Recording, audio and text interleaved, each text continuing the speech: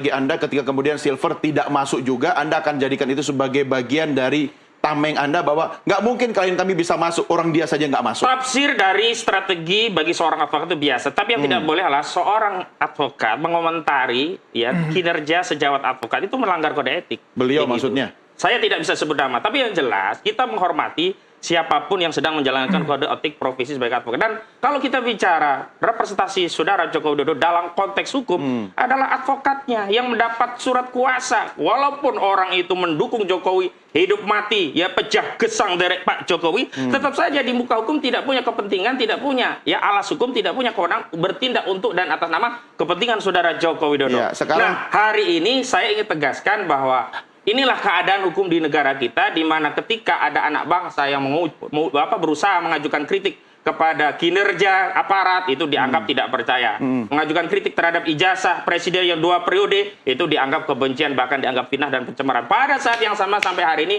belum ada satupun putusan yang berkekuatan hukum tetap. Jangankan putusan berkekuatan tetap, putusan tingkat pertama pun belum ada yang menyatakan ijazah saudara Jokowi asli, atau setidaknya dalam pertimbangan yang menyatakan bahwa saudara Joko Widodo berijazah asli. Ya, saya kesampingkan dulu urusan Barreskrim, ini urusan Polda dulu. Kalau saya sampai lupa mau nanya apa, kalau misalnya sebelumnya Anda selalu bicara tentang gentle dong, datang dong. Kenapa tidak Anda buktikan klien Anda gentle, datang sesuai dengan tanggal Roy Suryo pemeriksaan? sudah pernah datang gentle dan memenuhi. Kurnia Teodori juga sudah pernah. Rismon Sianipa dan yang lainnya juga pernah. Dan kami melihat presiden saudara Joko Widodo pernah tidak memenuhi panggilan. Dan kami ingin menguji apakah kalau kami menggunakan hak yang sama nanti akan ditafsirkan berbeda. Kalau ternyata ditafsirkan sama, ya sudah berarti equality before the law. Tapi kalau ternyata kami dipersoalkan, oh memang hukum ini hanya untuk saudara Joko Widodo. Hak-hak hukum yang diatur dalam KUHP kalau dipergunakan oleh klien kami dipersoalkan, sementara kalau digunakan oleh saudara Joko Widodo, penyidik begitu melayani dengan baik, bahkan datang ke Solo hanya untuk memfollow up daripada permintaan saudara Joko Widodo karena dia ada uzur tidak bisa hadir saat diperiksa di Berarti strategi ini ada strategi menguji aparat penegak hukum, begitu? Tidak, itu kan tafsiran kami terkait kondisi faktual. Kalau terkait strategi, setiap advokat tidak akan pernah menyampaikan strategi. Sebentar, Pak Freddy, silakan komentarnya. Ya, tadi Bu Ahmad sudah mengatakan mereka sudah berkomunikasi dengan penyidik. Saya rasa itu bagus, baik. Dan tadi Pak Jokowi disampaikan, Pak Jokowi itu tidak pernah menghindari. Logikanya juga nggak make sense. Pak Jokowi itu pelapor, ya. Kemudian ketika dia dipanggil pada tingkat penyidikan, ya dia komunikasikan, ya bisa tidak. Kebetulan ada jadwal pemeriksaan saksi yang lain banyak di Solo, tinggal disatukan. Menurut saya tidak ada hal yang spesial di situ. Sekali lagi saya katakan bahwa biasa bagi seorang advokat, ya bahkan bagi seorang saksi untuk mengkomunikasikan penjadwalan ulang itu biasa. Jadi tidak ada hal yang aneh di situ. Ya, kemudian silahkan saja teman-teman ini Roy Suryo dan Bung Ahmad menyampaikan ya narasi bahwa equality before, memang hukum harus equality before the law. Saya sepakat ya. Silahkan diuji. Kalau mau penyidiknya diuji, mau nanti Rismon, saya udah beberapa kali katakan bahwa mau Rismon mengajukan misalnya pemeriksaan di Balige apa di mana, Roy misalnya di Jogja.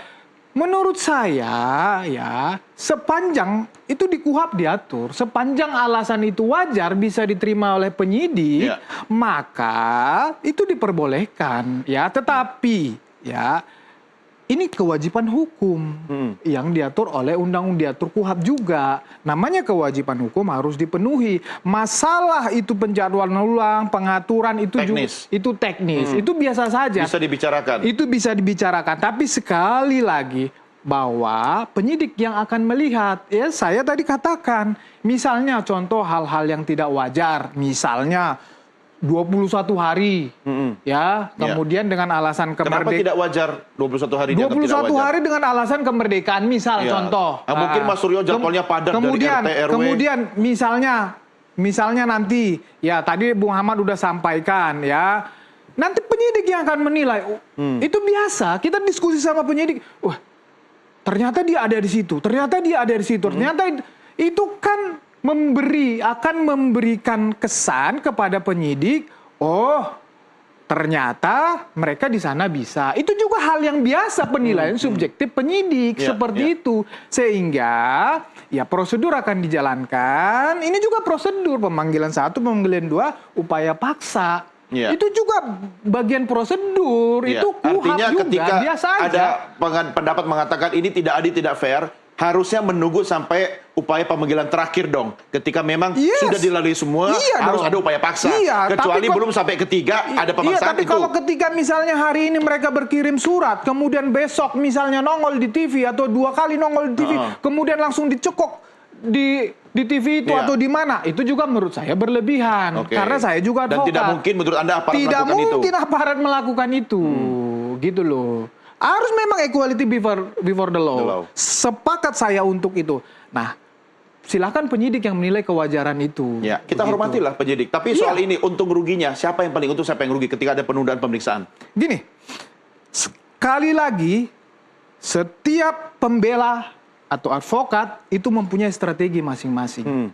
Ya, di dalam penyelidikan, ya ini udah di media semuanya. Ya, Roy Suryo dan kawan-kawan hanya datang, hanya memberikan keterangan singkat, kemudian di luar membangun narasi bahwa panggilannya begini-begini. Panggilannya kita tidak paham begini-begini. Itu hak mereka. Toh penyidik juga tidak pernah mempermasalahkan itu. Kita juga tidak pernah mempermasalahkan itu. Sekali lagi karena memang itu hak mereka. Mereka mau jawab apa. Sama juga halnya ini dalam proses penyidikan. Ya ketika mereka dipanggil sesuai prosedur, ya 1, 2, kemudian nanti mereka mau menyampaikan apa, itu juga hak mereka. Tetapi bahwa ya pengalaman saya proses penyidikan adalah ya itu juga termasuk ya proses pembelaan kita.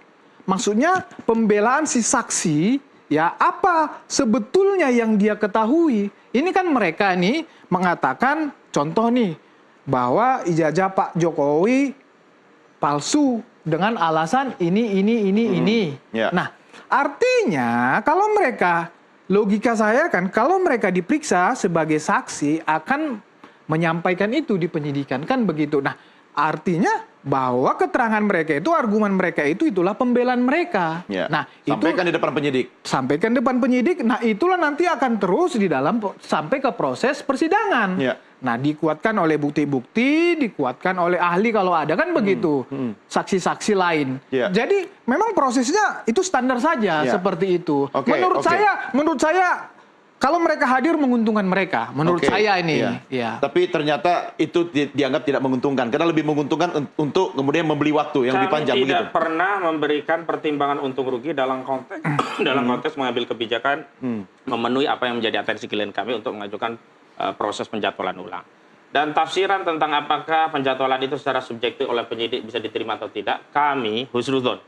Karena ada komunikasi dari penyidik yang meminta kapan kami jadwal bisa sehingga penyidik bisa memeriksa kami. Itu adalah tafsiran yang menurut kami penyidik pun bisa menerima apa yang menjadi pertimbangan dan alasan hukum bagi klien kami untuk tidak memenuhi undangan di jadwal yang sudah ditentukan. Namun demikian persoalan yang sedang dihadapi ini kan bukan ansih soal orang diperiksa tentang apa yang dia ketahui, dia lihat, dia alami sendiri tentang suatu peristiwa. Tetapi ada semacam teror publik yang hendak dibangun dengan menarik siapapun pihak-pihak yang terlibat dalam proses penyampaian pendapat di Solo dan Yogyakarta. Siapa yang mau bangun teror publik ini? Ya, dalam hal ini penyidik melalui pemanggilan sejumlah orang-orang. Kan tugas penyidik untuk meminta keterangan. Dari sisi kewenangan iya, tetapi dari sisi pilihan siapa yang akan dipanggil itu tentu sangat subjektif dan itu bisa kita tafsirkan. Dan kami berpendapat tentang itu. Misalnya ada suatu kasus pencurian ayam di pasar. Ada orang jualan cabai begitu. Orang jualan cabai ikut diperiksa padahal walaupun dia di pasar dia tidak ada kaitannya dengan pencurian ayam tadi. Nah, itu sebentar, maksudnya Anda lebih tahu strategi penyidik untuk mengumpulkan informasi. Tidak, kami menafsirkan apa yang dilakukan oleh klien kami tidak masuk ke kategori beberapa di antaranya saksi yang harus dihadirkan. Tetapi ketika ini dihadirkan, apalagi tadinya hanya 5 naik menjadi 12 terlapor, yang 5 sebelumnya sudah diakui oleh kuasa hukum Jokowi dengan sejumlah inisial. Begitu dikonfirmasi kepada saudara Joko Widodo tidak mau tanggung jawab, tidak sebut nama. Bahkan 12 orang pun tidak ada satu pun disebut oleh Jokowi. Kami kan bertanya-tanya apa kewenangan penyidik yang menerima laporan delik aduan Yang itu kewenangan menuntutnya sangat subjektif, tergantung korban. Karena apa? Hanya korban yang tahu siapa yang mencemparkan dirinya, siapa yang merendahkan dirinya. Tidak bisa kemudian penyidik rasa-rasa seolah-olah dia menjadi saudara Joko Widodo selaku korban lalu menetapkan Abraham Samad, Anda yang kemudian dianggap sebagai terlapor dalam konteks pencemaran ini. Roy Suryo, Anda yang kemudian menjadi terlapor dalam konteks ini. Kemudian Kurnia Trioni, Anda yang menjadi terlapor. Nggak bisa begitu. Karena disampaikan nggak ke penyidik semua keberatan Anda itu? Kami belum punya kesempatan untuk menyampaikan langsung. Tapi karena tidak ketemu kan? Bukan, dalam konteks pengumuman itu kan baru diumumkan kepada kami. Dan itu pun hanya tembusan. Tapi yang kami tafsirkan adalah kenyataan bahwa ada wawancara media kepada saudara Joko Widodo ketika ditanya siapa yang dilaporkan tidak menjawab, hanya melaporkan peristiwa. Itu yang kami curiga. Kalau ya itu deliknya delik umum, peristiwa yang dilaporkan misalkan ada pencurian. Pencurian siapa? Nah, tolong Pak penyidik cari, kami tidak tahu. Gak apa-apa. Pembunuhan siapa? Kami juga tidak tahu. Tolong cari gitu. Ini orangnya lari misalnya gitu. Ini kan pencemaran dan dia sudah tegas menyatakan saya merasa direndahkan serendah-rendahnya, saya merasa dihinakan seidahnya, menuduh ijazah saya palsu. Sebut wonge kuwi sopo gitu. Itu orang itu siapa? Limitatif. Dengan dasar itulah penyidik dan jaksa penuntut umum punya kewenangan menuntut. Kenapa? Delik aduan itu kewenangan menuntutnya bukan ada pada negara, tapi pada korban. Ketika korban melepaskan, hilang. Tetapi kalau korban tidak melepaskan sampai vonis seperti Sylvester Matutina, nggak bisa dengan dalih sudah berdamai Sylvester Matutina mau jalan-jalan terus. Karena apa? Itu sudah vonis, sudah inkrah. Gitu. Pak Jokowi itu harus menyampaikan ke penyidik atau di depan publik? Harusnya yang awal kepada penyidik. Dan yang kedua sebagai bentuk transparansi dan kejujuran juga sampaikan kepada publik. Tidak harus sampai kedua dong ya. Yang pertama sudah cukup. Yang pertama tidak dilakukan dan itu dikonfirmasi oleh Humas. Bagaimana Anda tahu itu tidak dilakukan? Nah, Kabid Humas Polda Metro Jaya menjelaskan ya bahwa saudara IRH CW ini hanya melaporkan peristiwa 26 Maret di sekitar Karet ya yang ada di Jakarta Selatan tentang sejumlah video, ada 24 video. Tidak juga disebutkan dia mengadukan sejumlah nama. Karena itu kan kembali kepada saudara Joko Widodo. Ayo dong sebut saja nama biar gak gaduh kita. Biar saya bisa batasi kepada klien-klien kami. Oh, Anda yang kasusnya pencemaran. Oh, Anda memang tidak dilaporkan Jokowi, tapi Anda dilaporkan penghasutan. Yang melaporin Anda Lecumanan, yang melaporkan adalah Andi Kurniawan, yang melaporkan adalah Maret Sueken, ya Samuel Sueken. Jadi jelas gitu. Bang Freddy, gimana?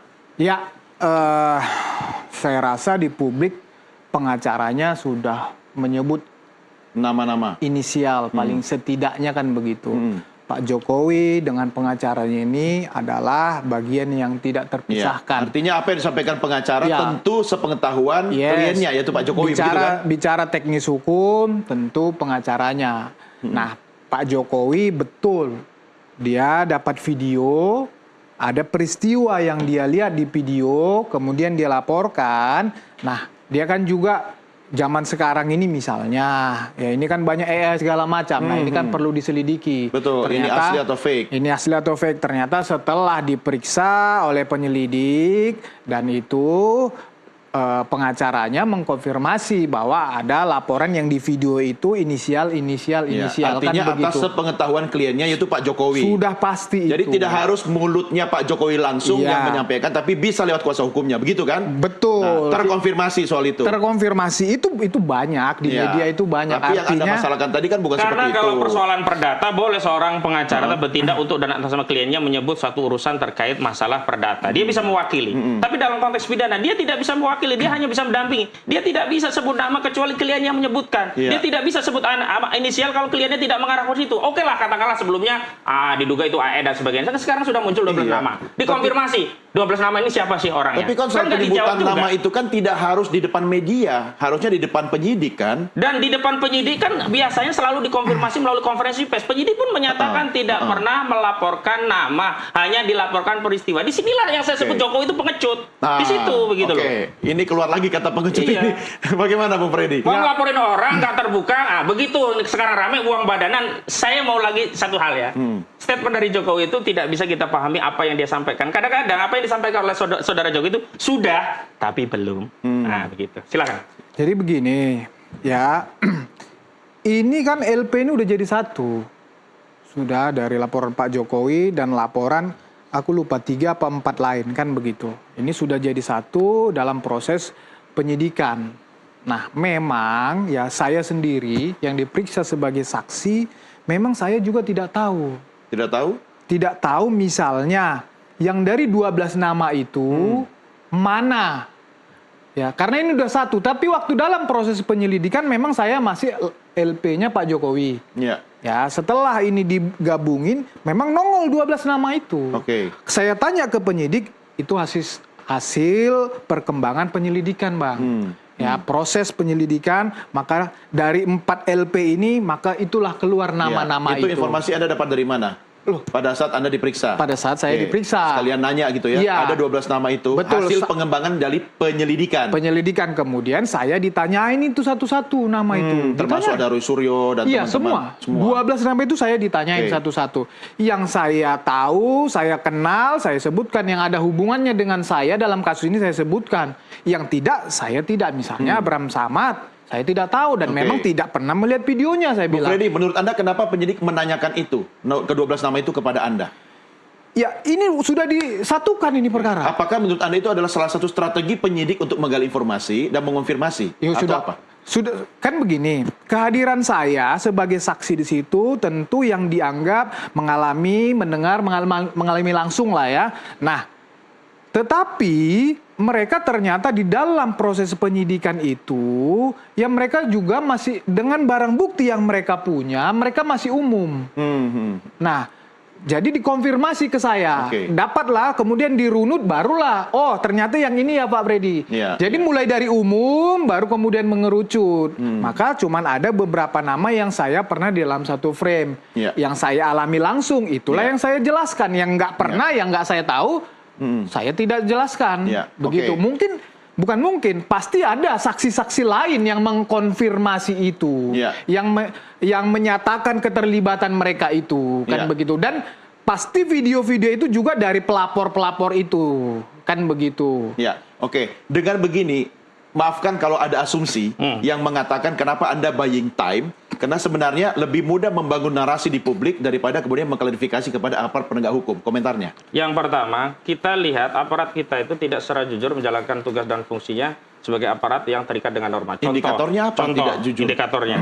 Kalau yang dilaporkan ini hanya 160 KUHP tentang penghasutan, 28 ayat 2 Undang-Undang ITE tentang kebencian dan permusuhan, atau 28 ayat 3 tentang kabar bohong, atau pasal 32 dan 35 tentang manipulasi Undang-Undang ITE yang itu ancamannya sampai 12 tahun, nggak ada masalah karena itu delik umum. Maka penyelidik yang punya kewenangan untuk menentukan siapa si biang kerok dari dugaan tindak pidana dari perkara itu. Tetapi di kasus ini kan ada pasal yang limitatif, berapa itu? 310 KUHP, 311 KP dan 27A Undang-Undang ITE yang berkaitan dengan menyerang kehormatan melalui sarana ITE. Yang ini tidak bisa kemudian penyidik mengambil alih fungsi seorang korban, kemudian dia meraba-raba kayaknya ini deh yang mencemarkan Pak Jokowi, kayaknya ini deh yang kayaknya memfitnah. Nggak bisa. Nah, itu yang kita uji begitu loh. Karena itu kalau memang mau jujur sebutkan saja dari 12 orang ini mana yang ini terlapor laporan Jokowi, mana yang ini laporan dari Samuel Sweken, ya, Lecumanan, juga Andi Kurniawan, sehingga menjadi jelas. Apalagi sebelumnya ini kan 6 laporan, 2 gugur. Artinya apa? Artinya ini adalah suatu perkara yang naik, yang semestinya harusnya dipisah, tetapi dicampurkan, dan karena dicampurkan itulah menjadi tidak jelas mana yang delik aduan, yang harus disebutkan, mana yang delik umum, dan akhirnya dengan narasi peristiwa itulah Saudara Joko Widodo bisa bersikap pengecut, tidak berani sebut nama, walaupun belakangan muncul nama Abraham Samad sebagai terlapor dari kasus yang dia laporkan. Jadi menurut Anda disinilah buktinya bahwa aparat berpihak? Ya, itu indikator yang bisa kita baca. Kasusnya. Nah, bukan masalah akhirnya. Nah, kalau kita bicara keadilan itu tidak di ujungnya, tapi prosesnya. Kalau dalam prosesnya saja kita sudah membaca ada ketidakadilan, apakah kita mau berharap pada ujung dari akhir proses ini? Begitu ini loh. Bisa dianggap juga sebagai upaya Anda membangun narasi bahwa sejak awal aparat tidak ada keadilan dan membangun narasi bagi advokat itu biasa, bagi kubu Jokowi juga selalu membangun narasi. Kami juga membangun narasi. Kan? Tapi soalnya adalah mana narasi yang secara aktual sesuai dengan norma, sesuai dengan fakta dan reasonable begitu. Dan itu yang sedang kita uji kepada publik, biarlah publik yang akan menilai nanti. Artinya ketika narasi itu Anda bangun karena Anda sudah tahu akhirnya akan seperti apa. Jadi dari awal sudah dibangun sehingga nanti tidak akan juga terjadi demikian. Ada kriminalisasi begitu. Tidak juga demikian. Kami berharap karena dengan narasi yang dibangun kontrol ini, jadi penyidik yang tadinya melenceng bisa lurus lagi. Penyidik yang tadinya merasa menjadi pribadi Jokowi, kemudian menyebutkan nama-nama yang dianggap itu terlapor dari saudara Jokowi, segera mengembalikan kepada saudara Jokowi, Pak, dari 12 ini mana loh, biar kami juga punya tanggung jawab. Jangan sampai nanti yang diadu domba seolah-olah kita masyarakat dengan saudara penyidik. Jadi begitu. Katanya penyidik melenceng ini, komentar Anda? Gini loh, dari 12 nama itu